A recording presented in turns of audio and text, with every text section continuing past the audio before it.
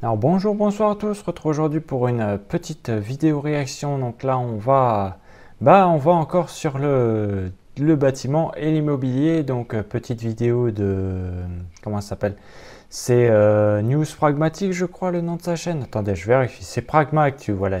Il a changé, c'était Agriculture Pragmatique un petit peu avant, mais maintenant c'est Pragma Actu. Voilà, bon, évidemment, vu qu'il fait plus d'actualité maintenant que d'agriculture, Pragma, enfin, voilà, pour ainsi dire, il s'est un peu éparpillé. Bon, c'est un peu comme moi, hein, dans tous les cas. Donc là, voilà, on va voir quelle est la température maintenant. Donc suite aux vidéos de Roma Economy, bon, on sait que l'immobilier, c'est clairement la merde. Les entreprises du bâtiment, c'est clairement la merde. Donc on va voir, hein, peut-être que ça s'est encore empiré depuis, hein, on ne sait pas. De toute façon, ça ne fera que s'empirer, hein, faut pas rêver. Malheureusement, c'est une vérité maintenant, ça ne peut qu'aller plus mal. Donc en avant. Le bâtiment est dans le rouge. Et vous savez, hein, on le dit, quand le bâtiment va, tout va. Alors quand le bâtiment ne va plus, rien ne va plus. Et actuellement, ils sont dans le creux de la vague. On se demande bien pourquoi. Peut-être qu'il y a un contexte économique qui fait que, eh bien, il n'y a plus rien qui ne marche dans ce pays. D'habitude, là où ils ont énormément de commandes, en ce moment, il n'y a plus rien qui sort. Et on va faire le tour de ce désastre. Habituellement, nous sommes assaillis de projets. Là, il n'y a rien qui sort face au recul des commandes publiques. Le secteur du bâtiment voit rouge. Et là, ça devient la merde, hein, comme je vous l'ai dit. L'agriculture, c'est la merde. Les artisans mettent la clé sous la porte. Les commerçants arrêtent. Les grosses entreprises quittent le pays. Et maintenant, le bâtiment se met dans le rouge. Voilà. Merci Problème le sur mon Mozart de la PS3. finance, merci le gouvernement, vous êtes des champions, vous êtes des champions, on a bien fait de vous mettre en place. Voilà. Ma petite prise Jacques Les qui commence à présidents des déconner, c'est pas fédérations bon ça. départementales d'Occitanie réunis le 12 décembre alertent sur une situation critique entre chute historique de la construction de logements et faiblesse des commandes publiques. La F. Genre, c'est que maintenant qu'ils se rendent compte, quoi. C'est pour ça que les merdias, c'est vraiment du foutage de gueule. On se fout littéralement de vos gueules. C'est genre, c'est que maintenant. C'est que maintenant, quoi. C'est frérot, on est dans la merde depuis plus de 10 ans, hein. C'est pas que depuis l'année dernière, hein, que ça baisse, hein. Ça date même, si tu voulais commencer à faire tes petits trucs, tes petits articles, il fallait commencer au moment du Covid, hein, parce que déjà, là, ça commençait à aller pas bien, et c'est que après que ça a continué, hein. Mais bon, c'est exactement ce que je disais, en fait, hein. Les médias sont en mode. En fait, vous prenez le gamin de Maman j'ai raté l'avion, vous mettez sa tête et voilà, c'est eux actuellement. Bon, évidemment, c'est du bullshit, hein, c'est totalement du bullshit, mais voilà, maintenant que ça peut plus être caché, évidemment, c'est obligé de sortir. BTP de l'Ariège tire la sonnette d'alarme. Selon son président Olivier Brie, sans investissement immédiat, de nombreuses entreprises pourraient disparaître.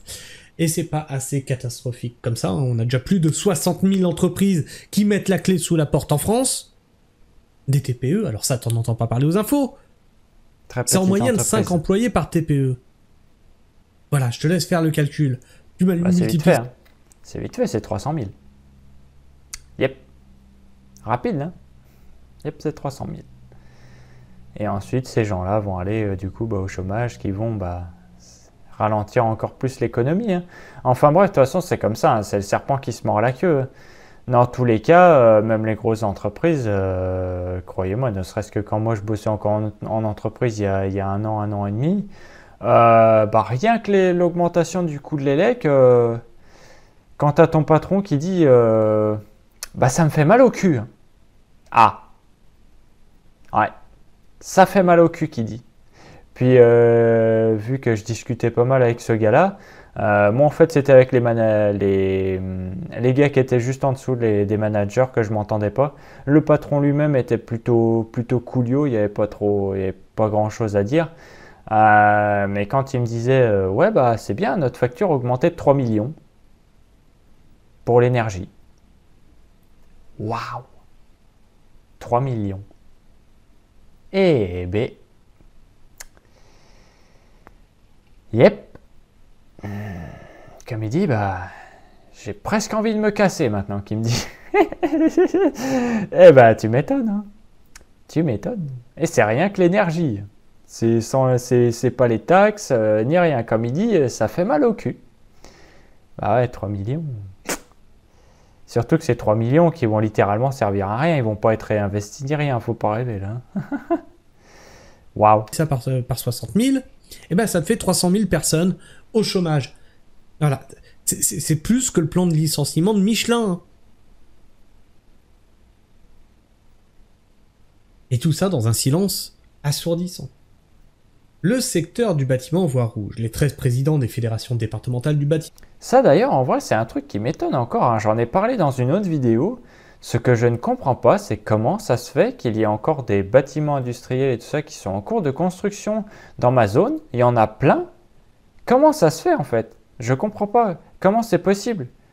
Les bâtiments vont être vides, mais ils construisent quand même. J'ai vraiment du mal à comprendre quel est le but en fait.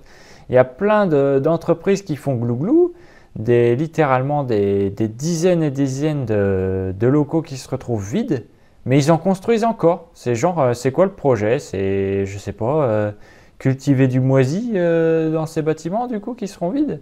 Parce que là, clairement, c'est ce qui va arriver. Hein. Ils vont juste cultiver des champignons. Hein. Après, peut-être que c'est l'objectif. Hein. Moi, j'en sais rien. Ils vont peut-être essayer de faire pousser des petits champignons de Paris, là. Peut-être. Enfin, ça me semble complètement débile. Quoi. Là, j'ai vraiment du mal à comprendre. Hein. Moi, il faut qu'on m'explique. Hein. Peut-être qu'après, c'est justement des bâtiments qui étaient déjà payés, qui étaient censés être construits il y a 5 ans.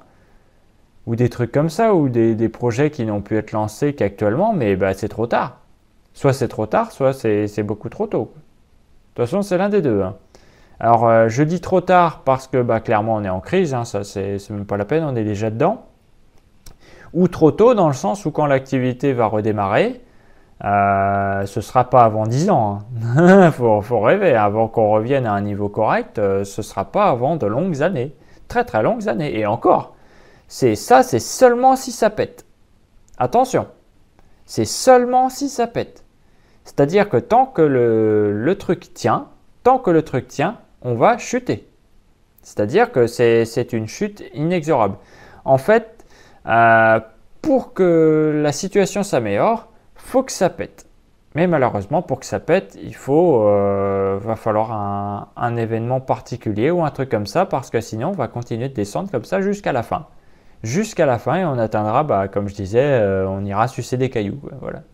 En Occitanie, ont uni leur voix jeudi 12 décembre pour alerter sur une situation qu'ils jugent alarmante. Si la plupart dénoncent une chute historique de la construction de logements au plus bas depuis les années 1950 en Ariège, où la rénovation domine, l'inquiétude porte surtout sur les commandes publiques en net recul, selon Olivier Brie, président de la Fédération du bâtiment et des travaux publics, la FBTP de l'Ariège. Le marché risque de s'effondrer si les offres ne sortent pas dès maintenant. Envisagez les bénéfices à long terme de l'investissement. Ce dernier appelle justement les élus locaux à dépasser leur prudence et à prendre des mesures concrètes. Le problème, c'est que l'État ne va pas pouvoir tout subvenir à tout le monde. Tout le monde dit qu'il faut que l'État nous vienne en aide. L'État est au fond du trou. Tout est en train de se péter la gueule. Tout est en train de se péter la gueule. L'État ne peut pas aider les agriculteurs, l'éducation, les flics, les ceci, les cela, le bâtiment, les commerçants. C'est fini, en fait. C'est fini. La fête est finie. On va bouffer notre pain noir. Il est temps de prendre ses valises et quitter ce foutu pays. Ah oui, là-dessus, je suis d'accord.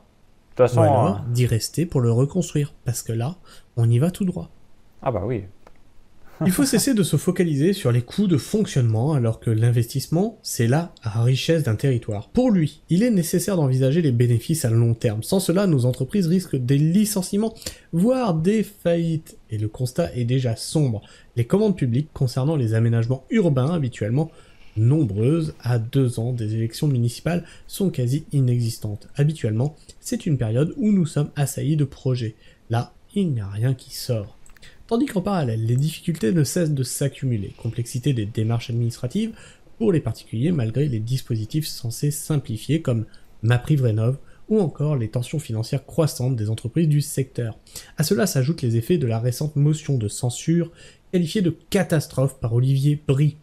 Il y avait quand même des avancées sur certaines mesures comme le prêt à taux zéro ou la limitation de l'artificialisation des sols. Je vois pas où la limitation de l'artificialisation des sols est bénéfique pour le bâtiment.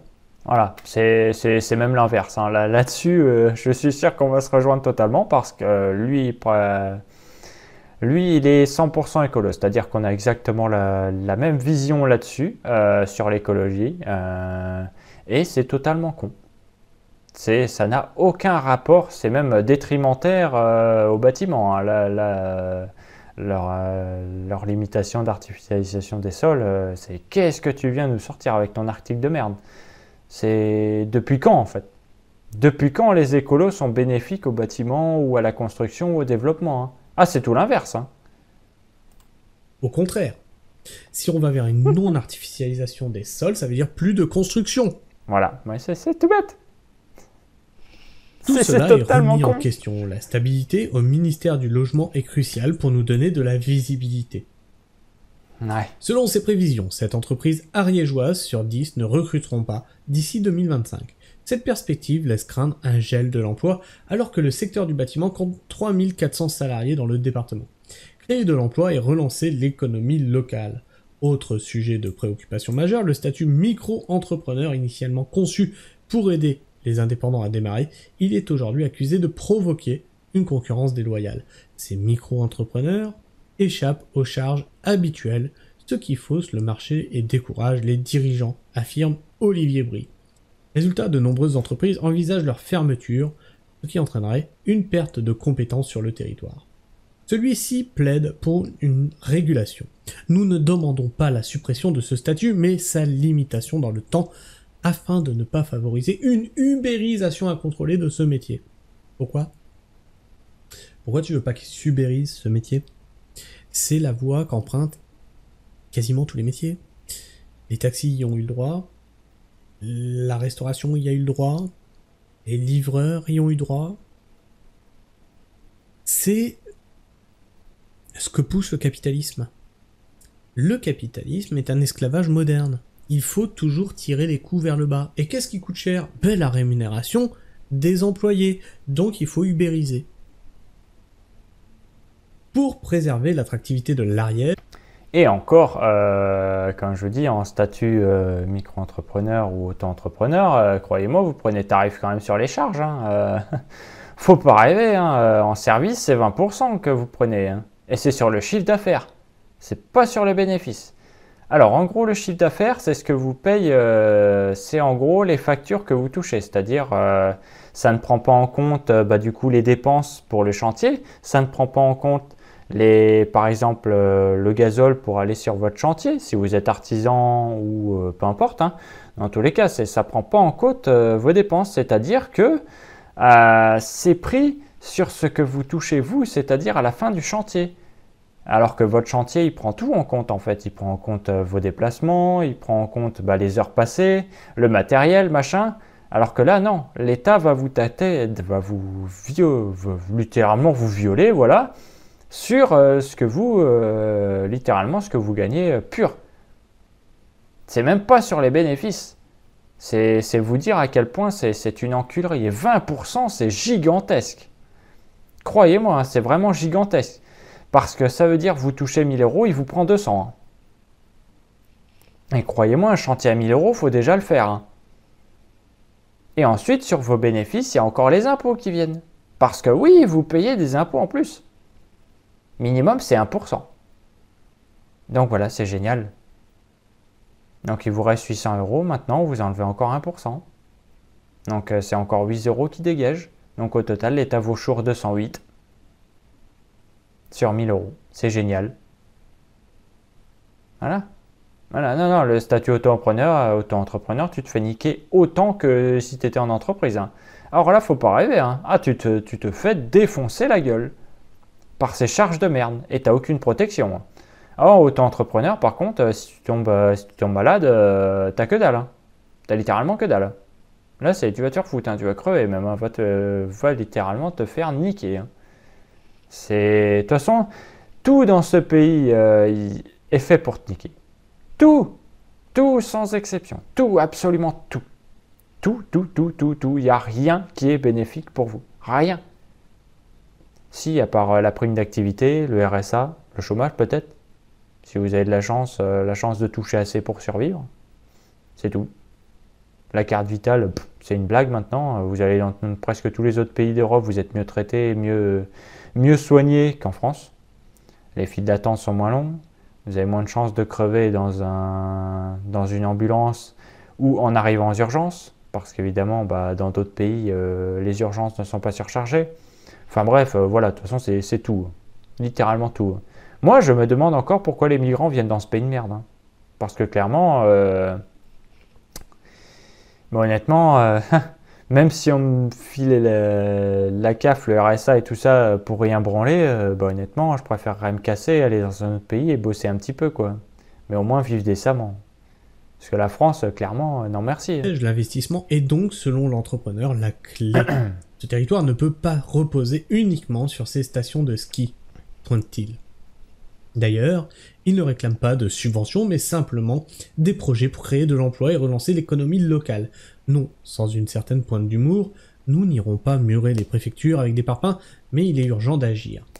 Donc je pense que là, il fait un petit tacle aux agriculteurs. Ouais, c'est clairement ça. Ah oui, mais là, du coup...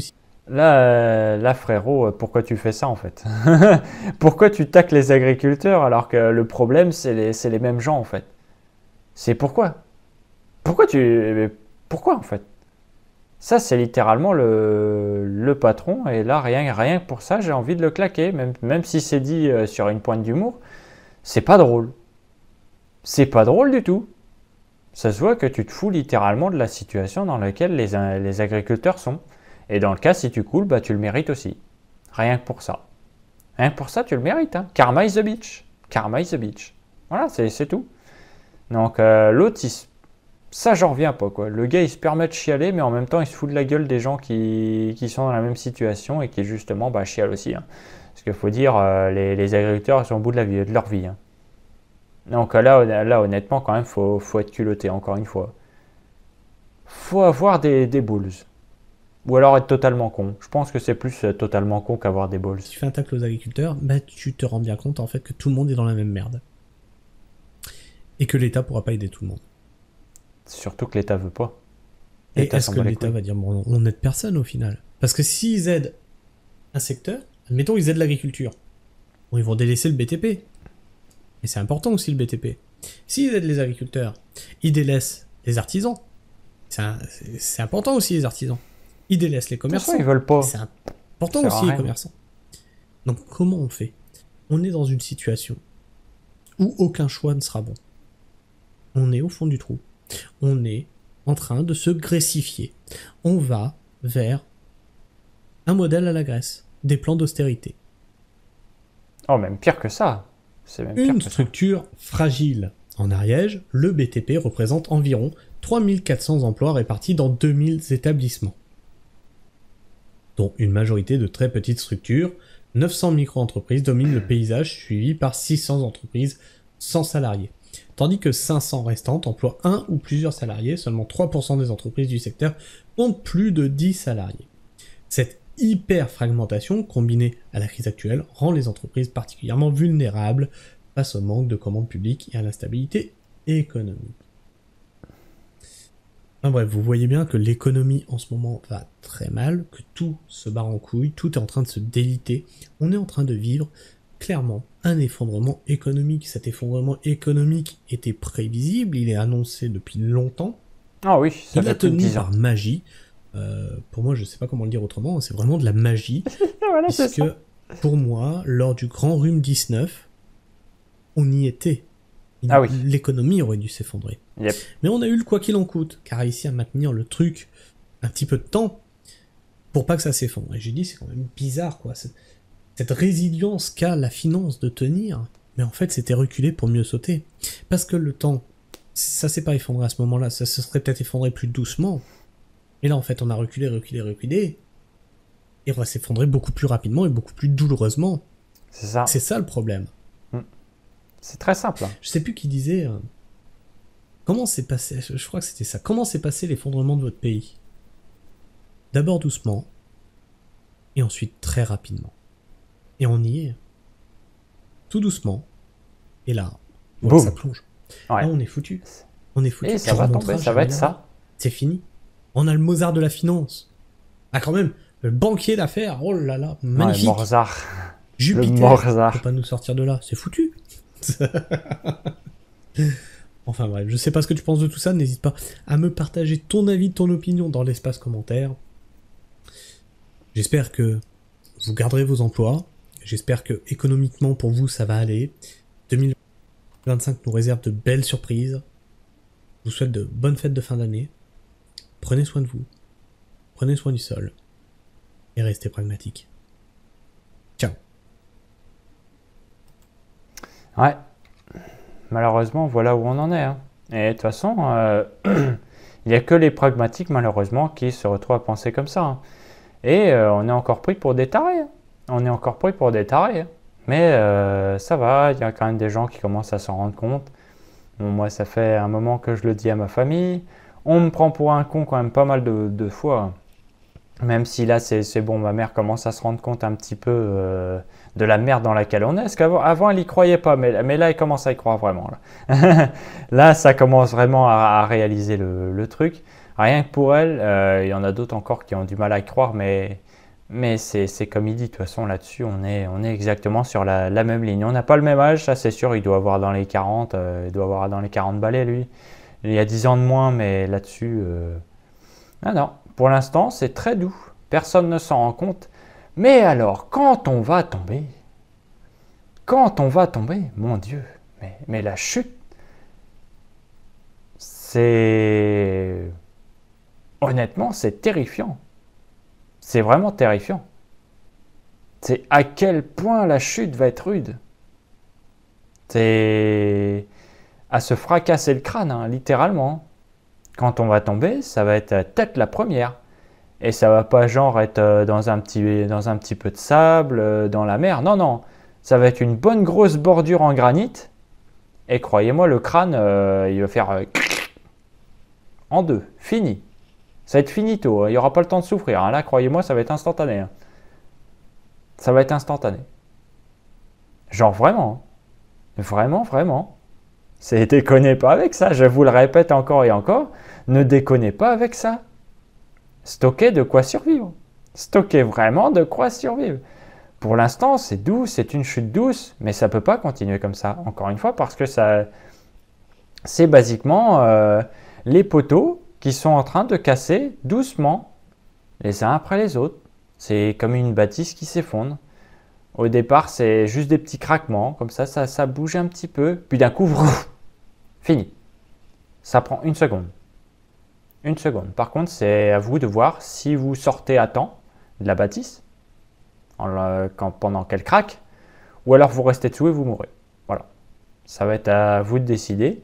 Honnêtement, pour ceux qui sont jeunes, bon bah malheureusement, pour les plus jeunes notamment, je sais que il n'y a rien que vous puissiez faire pour vous préparer, à part prendre votre argent de poche et essayer de le stocker en bouffe ou un truc comme ça, genre riz, pâtes, voilà. Des trucs qui permettent de vraiment tenir longtemps. Parce que ça, c'est vraiment le genre de choses, de toute façon, qui vont être primordiales dans le futur. Hein. C'est pour ça que si vous pouvez en acheter, vous en achetez des pâtes, riz, voilà vraiment les ressources de base qui peuvent permettre de vivre très longtemps. De la flotte aussi, évidemment. Bon, la flotte, ça devra encore aller. Ça, ce ne sera pas trop catastrophique, même si l'eau du robinet, vous évitez quand même. Hein. Mais vraiment, faites des réserves quand même. D'ailleurs, il faudrait que je fasse une petite vidéo présentation de mes réserves personnelles qui augmentent de course en course. Hein. Là, croyez-moi, ça stocke. Ça stocke pas mal. Je dois être à peu près à 2 mois là. Actuellement, je pense que je peux tenir 2 mois avec mes réserves actuelles de bouffe. Mais c'est pas suffisant. C'est loin d'être suffisant. Très très loin d'être suffisant. Ça va jamais suffire. Parce que vraiment, il va falloir libérer des...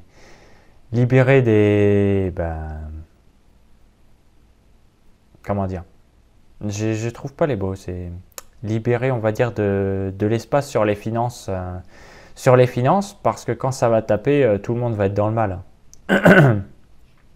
Ça, et évidemment, le fait que je stocke moi-même du fric, assez en gros pour acheter un camping-car afin de me casser si vraiment c'est trop la merde. Voilà. Parce qu'au moment où ça va s'effondrer, le prix des camping-cars aussi. Hein. Donc au cas où, là, juste garder suffisamment pour se casser vraiment très rapidement, quoi. Le plus rapidement possible. Non, bon. C'est comme ça malheureusement. Hein. Vous n'y pouvez rien en tant que petit prolo. La seule chose que vous pouvez faire, c'est vraiment vous préparer, c'est tout. Mentalement, vraiment mentalement, je pense que c'est ça le truc qui va être... et le plus important, et surtout réfléchir à des solutions personnelles pour vous permettre de tenir sans trop souffrir. Parce que ça va être ça, dans tous les cas, tout le monde va souffrir. Hein. Sauf les riches, évidemment. Les riches, ils vont s'en battre les couilles. Les boomers aussi, sûrement, parce qu'eux, ils ont leur retraite. Avant que leur retraite dégage, eux, il va falloir y aller. De toute façon, ils ont déjà bien assez de pognon pour survivre plus longtemps que vous. Donc, vraiment, faites attention, déconnez pas avec ça. Moi, j'ai arrêté mon monologue ici. Je vais vous souhaiter bonne soirée, bonne journée, peu importe. Et je vais vous dire salut, à la prochaine.